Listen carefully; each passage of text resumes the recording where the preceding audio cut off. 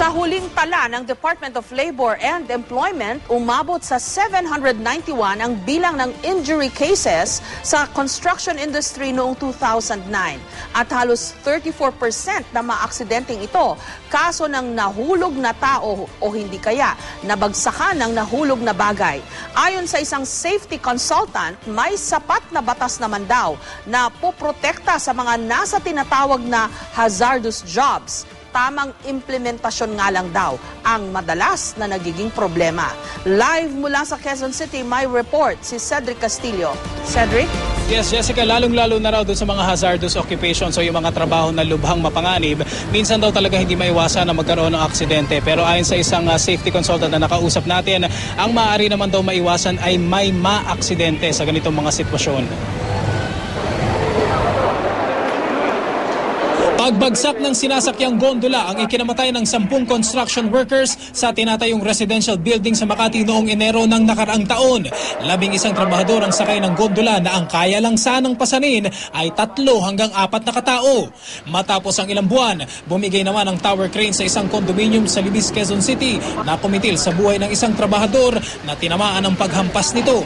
6 naman ang nasawi sa isang shipyard sa Zambales, Oktubre noong nakaraang taon matapos maipit at madaganan nang bumigay na scaffolding na sumusuporta sa 42 toneladang steel platform ng shipyard. Ayon sa pinakahuling tala ng Department of Labor and Employment o DOLE noong 2009, umabot sa 791 ang bilang ng mga nasaktan sa mga construction site. 21% nito kaso ng mga nahulog na tao, habang 13% naman ang nabagsakan.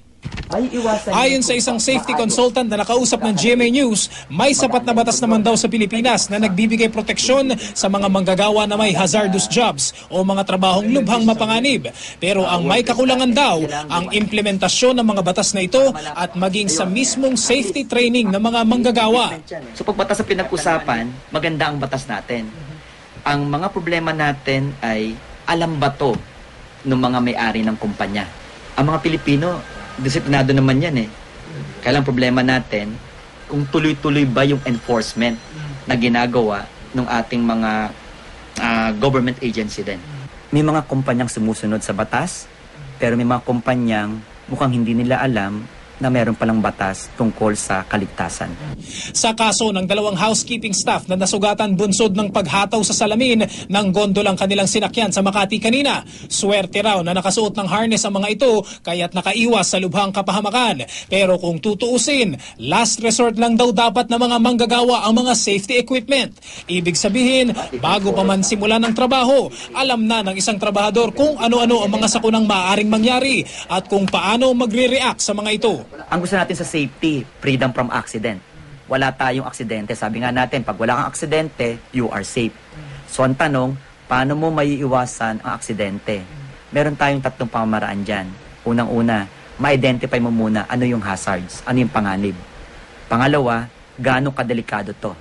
Pangatlo, paano mo iiwasan o paano mo matatanggal itong aksidente na to, itong hazard na to. May mga bagay ka na, hindi naman mangyayari to eh. Pero what if pa nangyari to? So kailangan, expect mo doon. Paano nga pala pag biglang gumalaw yung gondola?